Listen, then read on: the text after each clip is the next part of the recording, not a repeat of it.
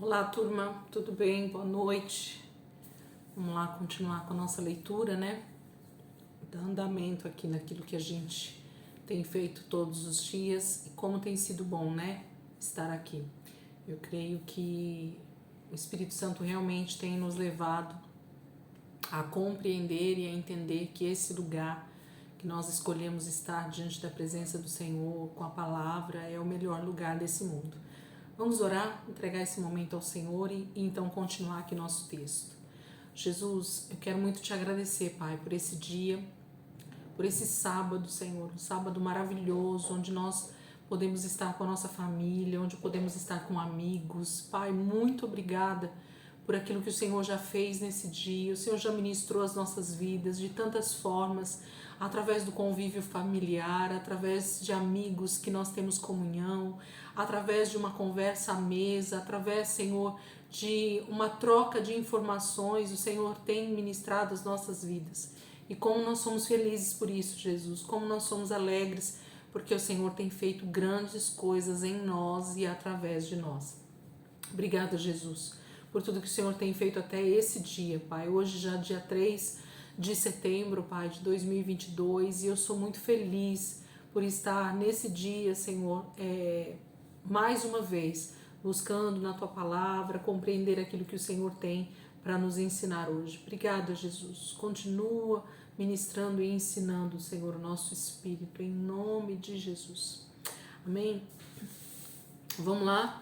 Nós estamos nesse momento em que a reconstrução está sendo iniciada ali em Jerusalém, o novo templo, o novo altar, os alicerces já foram colocados e agora a gente vai começar a ver uma interferência de povos e nações que estão morando em Canaã, estão morando ali na terra de Israel, né, e nos seus arredores. A gente vai começar a ver essa influência e o que acontece nesse contexto. Esdras, capítulo 4, a partir do versículo 1 até o versículo 5, é o nosso primeiro texto. Esdras, capítulo 4, do versículo 1 ao 5, diz assim: Quando os inimigos de Judá e de Benjamim souberam que os exilados estavam reconstruindo o templo do Senhor, o Deus de Israel, foram falar com Zorobabel e com os chefes das famílias. Vamos ajudá-los nessa obra, porque, como vocês, nós buscamos o Deus de vocês e temos sacrificado a ele desde a época de Esar-Hadon, rei da Síria, que nos trouxe para cá. Contudo, Zorobabel, Jesua e os demais chefes das famílias de Israel responderam: Não compete a vocês a reconstrução do templo do nosso Deus. Somente nós o construiremos para o Senhor, o Deus de Israel, conforme Ciro, o rei da Pérsia, nos ordenou.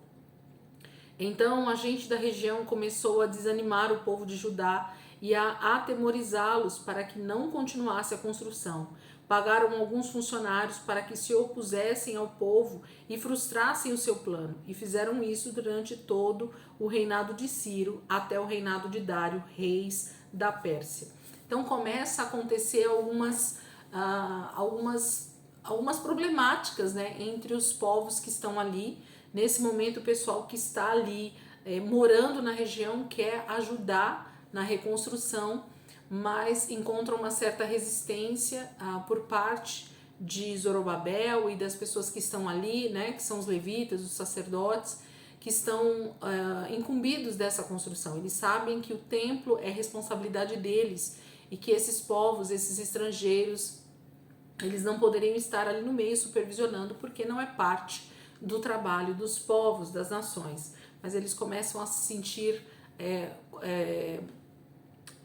como se fossem humilhados, né? E eles começam a se opor a essa obra. Salmo 125, vamos ler aqui. Salmo 125 é bem pequenininho, mas está aqui nesse contexto.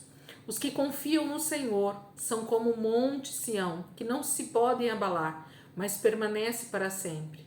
Como os montes cercam Jerusalém, assim o Senhor protege o seu povo, desde agora e para sempre. O cetro dos ímpios não prevalecerá sobre a terra dada aos justos. Se assim fosse, até os justos praticariam a injustiça. Senhor, trata com bondade os que fazem o bem, os que têm coração íntegro, mas aos que se desviam por caminhos tortuosos, o Senhor infligirá o castigo dado aos malfeitores. Haja paz em Israel.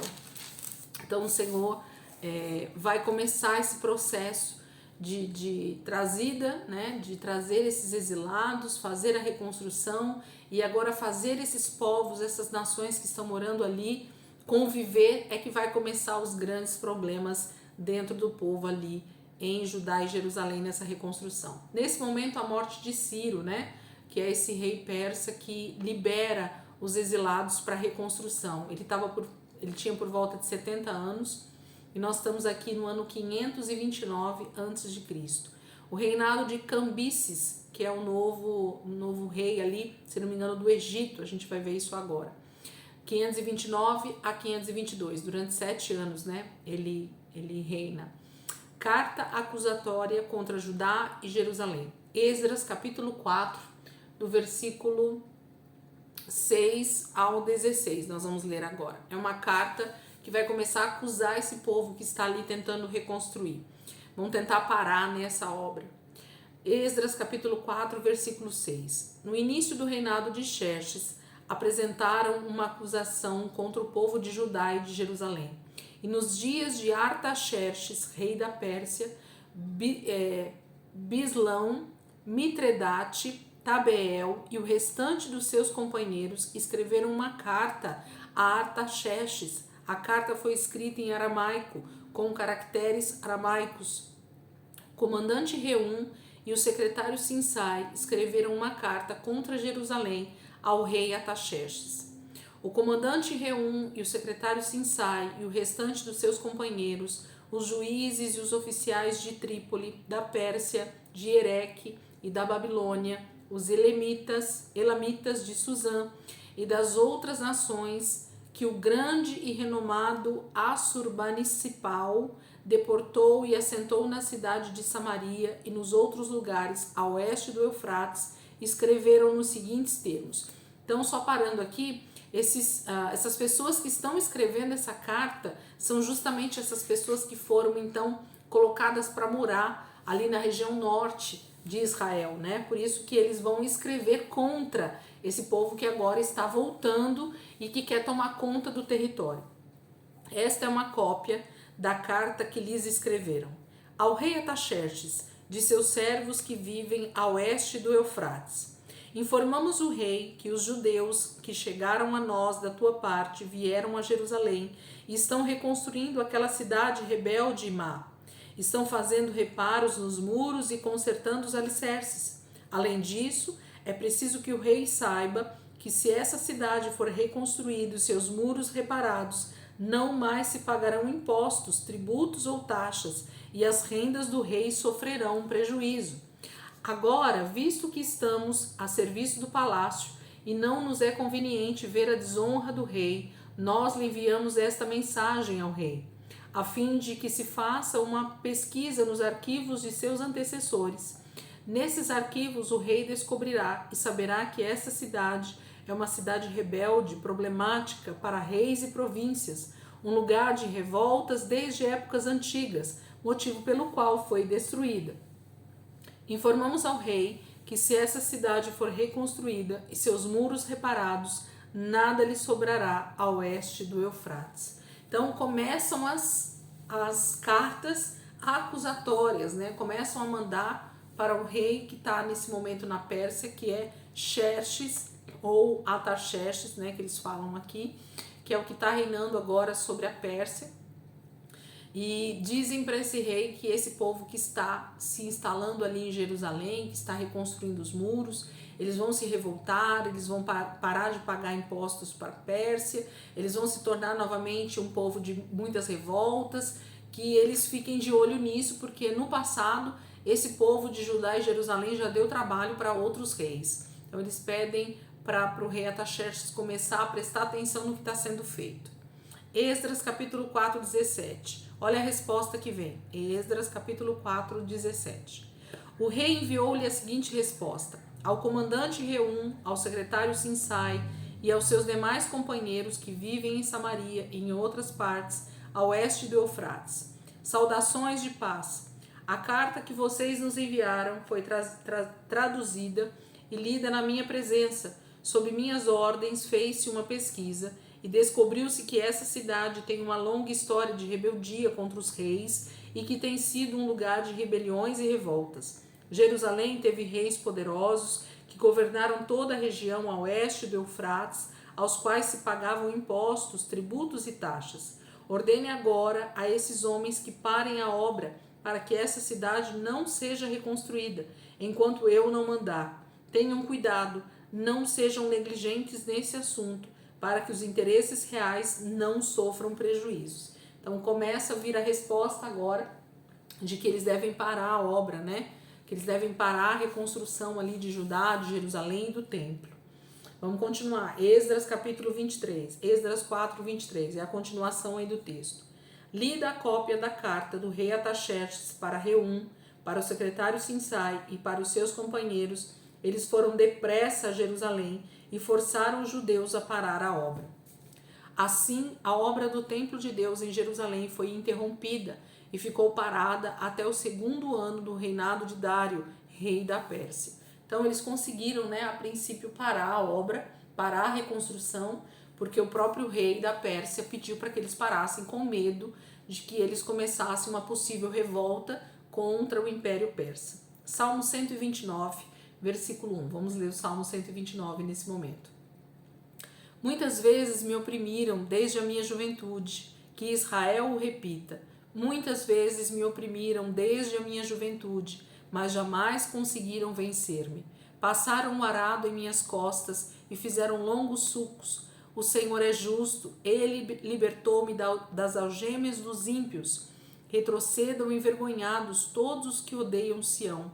Sejam como o capim do terraço que seca antes de crescer, que não enche as mãos do ceifeiro, nem os braços daquele que faz os fardos.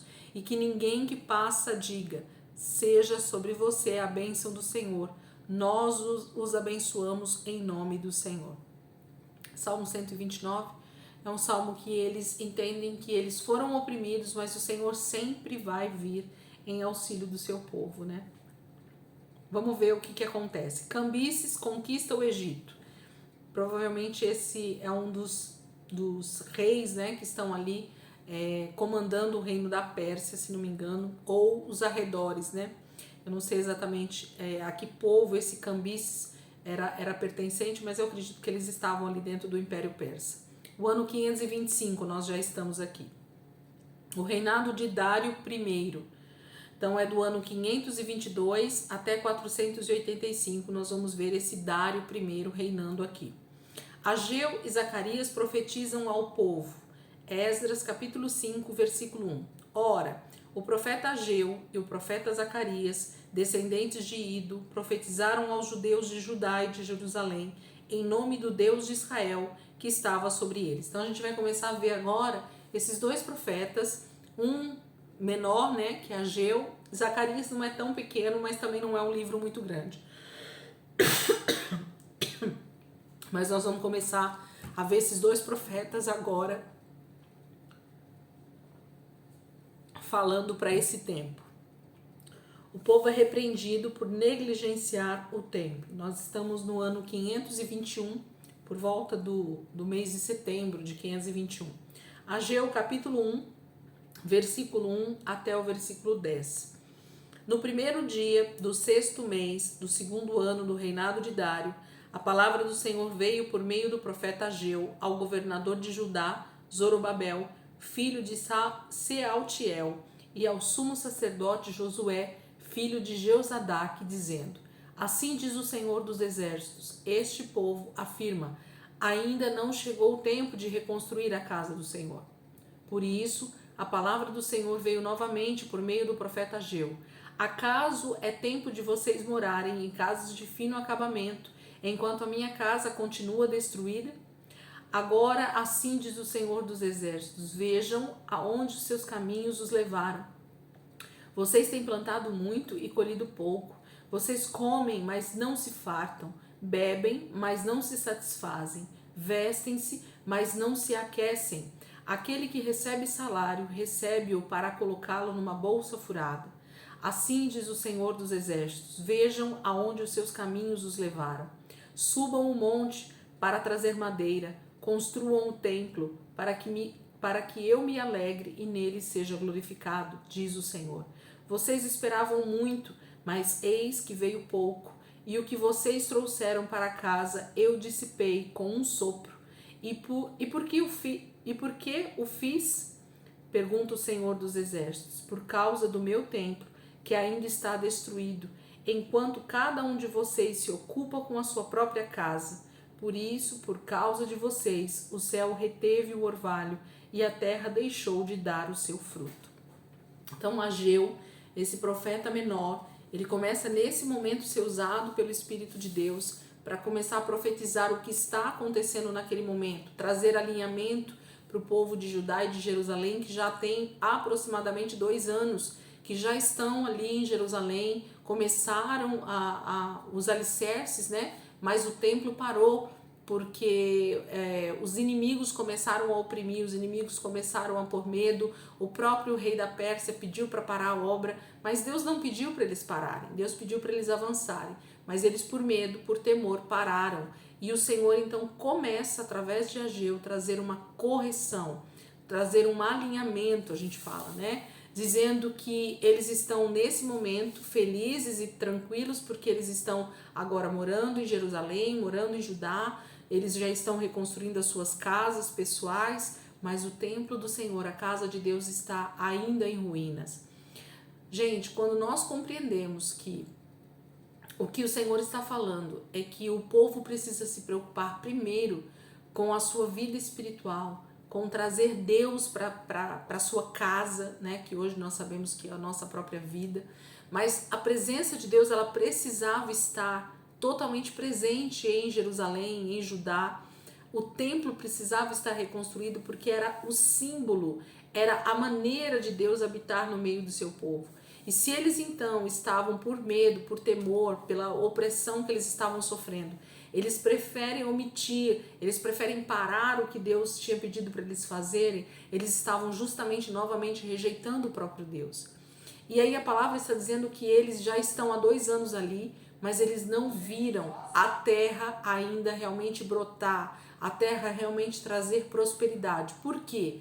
Porque eles estavam sem a presença de Deus naquele lugar. Então o Senhor diz: voltem a fazer o que eu pedi para vocês fazerem, porque vocês estão dando mais importância para a casa de vocês, para a vida de vocês, para as coisas pessoais de vocês, quando na verdade o foco de vocês deveria ser a minha presença, deveria ser a minha casa, deveria ser o templo onde vocês estariam sim tendo comunhão comigo, e todas as bênçãos que eu declarei na palavra estariam vindo sobre vocês. Então a preocupação de novo do povo de Israel estava no seu próprio bem-estar e não naquilo que Deus havia dito para eles. Muitas vezes nós vamos sofrer repreensões, nós vamos sofrer opressão por justamente nos preocuparmos com as coisas de Deus, mas nós não devemos temer, o Senhor está conosco. Se Ele falou para fazer, nós vamos fazer e Deus vai estar conosco, ainda que venham os opressores. É isso que o povo precisava ouvir nesse momento. Nada do que eles faziam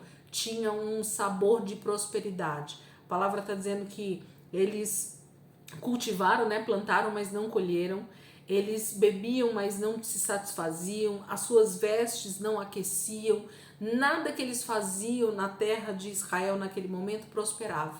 Tudo parecia ir, na verdade, não ia bem, né? Parecia que nada avançava. Por quê? Porque eles tinham esquecido o principal foco, que era o templo, que era a presença de Deus trazida de volta para Jerusalém através do templo e dos sacrifícios e da vida deles de relacionamento com Deus ali. Vamos ler alguns textos em Esdras e em Ageu. Zorobabel e Josué animam-se. Nós já estamos aqui no ano 521, não esquecendo disso. Esdras capítulo 5, versículo 2. Então Zorobabel, filho de Sealtiel, e Jesua, filho de Josadaque, começaram a reconstruir o templo de Deus em Jerusalém, e os profetas de Deus estavam com eles e os ajudavam. Ageu capítulo 1, versículo 11. Nos campos e nos montes provoquei uma seca que atingiu o trigo, o vinho, o azeite e tudo mais que a terra produz, e também os homens e o gado. O trabalho da mão de vocês foi prejudicado. Zorobabel, filho de Sealtiel, o sumo sacerdote Josué, filho de Josadaque, e todo o restante do povo obedeceram à voz do Senhor, o seu Deus, por causa das palavras do profeta Ageu, a quem o Senhor, o seu Deus, enviara, e o povo temeu o Senhor. Então Ageu, o mensageiro do Senhor, trouxe esta mensagem do Senhor para o povo. Eu estou com vocês, declara o Senhor. Assim o Senhor encorajou o governador de Judá, Zorobabel, filho de Sealtiel, o sumo sacerdote Josué, filho de Jeozadaque, e todo o restante do povo, e eles começaram a trabalhar no templo do Senhor dos Exércitos, o seu Deus, no 24º dia do 6º mês do 2º ano do reinado de Dário. Eles então se animam novamente, porque o Senhor traz essa palavra, dizendo, opa, vocês pararam aquilo que não era para vocês pararem. Vocês estacionaram algo que não era para estacionar. Ainda que a palavra tenha sido contrária, de opressão, de medo, né? Para que vocês parassem, eu estou com vocês. O Senhor está dizendo que é Ele quem está mandando fazer o que eles precisam fazer ali em Judá e em Jerusalém, que é reconstruir o templo. Ageu capítulo 2, versículo 1. No 21º dia do 7º mês, veio a palavra do Senhor por meio do profeta Ageu. Pergunte o seguinte ao governador de Judá, Zorobabel, filho de Sealtiel, ao sumo sacerdote Josué, filho de Jeozadaque, e ao restante do povo. Quem de vocês viu este templo em seu primeiro esplendor? Comparado a ele, não é como nada o que vocês veem agora? Coragem, Zorobabel, declara o Senhor. Coragem, sumo sacerdote Josué, filho de Jeozadaque. Coragem ao trabalho, ó povo da terra, declara o Senhor, porque eu estou com vocês, declara o Senhor dos Exércitos. Esta é a aliança que fiz com vocês quando vocês saíram do Egito. Meu espírito está entre vocês, não tenham medo. Assim diz o Senhor dos Exércitos, dentro de pouco tempo farei tremer o céu, a terra, o mar e o continente. Farei tremer todas as nações, as quais trarão para cá os seus tesouros, e encherei este templo de glória, diz o Senhor dos Exércitos. Tanto a prata quanto o ouro me pertencem, declara o Senhor dos Exércitos. A glória deste novo templo será maior do que do antigo, diz o Senhor dos Exércitos. E neste lugar estabelecerei a paz, declara o Senhor dos Exércitos. Então o Senhor traz uma palavra de coragem, de encorajamento, de fazer com que o povo avançasse naquilo que ele tinha pedido para fazer, que era reconstruir Judá e Jerusalém, o templo, né? A presença de Deus precisava vir e habitar no meio do seu povo, para que a bênção completa se estabelecesse. Ter a promessa de Deus em parte não vale a pena. Então Israel possuir a terra, mas não ter o próprio Deus da terra junto com eles, não adiantaria. Então a gente precisa ter esse entendimento, que ter as bênçãos de Deus e não ter Deus não adianta nada. O que nós precisamos primeiro é ter o Senhor, é ter a presença de Deus junto conosco, e aí sim, tudo que advém disso, que são as bênçãos, a nossa prosperidade em todas as áreas, aí sim, vale a pena, porque o Senhor vai estar conosco todo o tempo. Zacarias capítulo 1, versículo 1. Vamos ler Zacarias, versículo 1 até o 6. Zacarias 1, do 1 ao 6. No 8º mês do 2º ano do reinado de Dário, a palavra do Senhor veio ao profeta Zacarias, filho de Berequias e neto de Ido. O Senhor muito se irou contra os seus antepassados. Por isso, diga ao povo, assim diz o Senhor dos Exércitos, voltem para mim e eu me voltarei para vocês, diz o Senhor dos Exércitos. Não sejam como seus antepassados, aos quais os antigos profetas proclamaram, assim diz o Senhor dos Exércitos. Deixam os seus caminhos e as suas más obras, mas eles não me ouviram, nem me deram atenção, declara o Senhor. Onde estão agora os seus antepassados? E os profetas, acaso vivem eles para sempre? Mas as minhas palavras e os meus decretos que ordenei aos meus servos, os profetas, alcançaram os seus antepassados e os levaram a converter-se e a dizer, o Senhor dos Exércitos fez conosco o que os nossos caminhos e práticas mereciam, conforme prometeu. Então o Senhor está usando Zacarias agora e Ageu nesse momento para falar com o povo, para que eles não tenham as mesmas atitudes dos seus antepassados.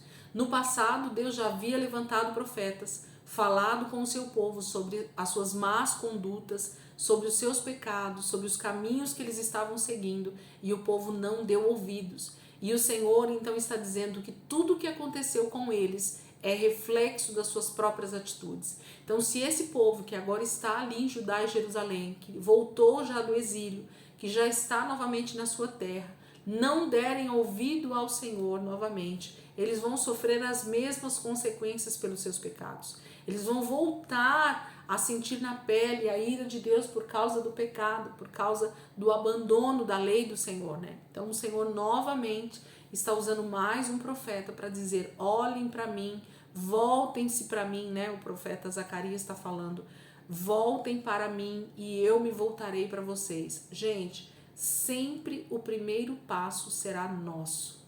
Sempre o primeiro passo será nosso. Nós precisamos nos voltar para o Senhor. Nós precisamos buscar ao Senhor. Nós precisamos ler a palavra. Nós precisamos orar. Nós precisamos buscar a presença de Deus. Porque Deus, então, vai se voltar para nós. Vai ouvir a nossa oração. Vai vir e ter relacionamento conosco. Vai vir e estar conosco todos os dias. Mas o primeiro passo quem dá sou eu e você. Por quê? Por causa do livre-arbítrio, por causa desse entendimento que a gente tem de que o primeiro passo, a palavra de Deus está dizendo que é nosso. Deus sempre vai estar disposto a nos abençoar, a estar conosco, a ter relacionamento conosco quando nós então desejamos estar com Ele.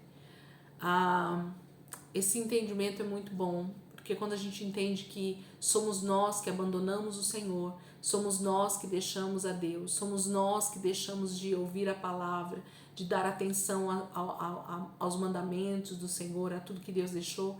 Então é por isso que nós sofremos as consequências do nosso abandono, da nossa rejeição a Deus, né? Nós temos rejeitado o Senhor. O Senhor nunca nos rejeitou, mas nós temos rejeitado ao Senhor.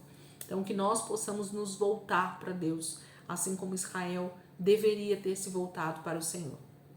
Ageu capítulo 2, a obra do templo deve ser retomada. Nós já estamos no finalzinho ali do ano 521. Ageu capítulo 2, a partir do versículo 10. Ageu capítulo 2, a partir do versículo 10 até o 19. No 24º dia do 9º mês, no 2º ano do reinado de Dário, a palavra do Senhor veio ao profeta Ageu. Assim diz o Senhor dos Exércitos: faça aos sacerdotes a seguinte pergunta sobre a lei. Se alguém levar carne consagrada na borda de suas vestes e com elas tocar num pão ou em algo cozido, ou em vinho, ou em azeite, ou em qualquer comida, isso ficará consagrado? Os sacerdotes responderam: não. Em seguida perguntou Ageu: se alguém ficar impuro por tocar num cadáver e depois tocar em alguma dessas coisas, ela ficará impura? Sim, responderam os sacerdotes, ficará impura. Ageu transmitiu esta resposta do Senhor: é o que acontece com este povo e com esta nação. Tudo o que fazem e tudo o que me oferecem é impuro. Agora prestem atenção, de hoje em diante reconsiderem. Em que condições vocês viviam antes que se colocassem pedra sobre pedra no templo do Senhor?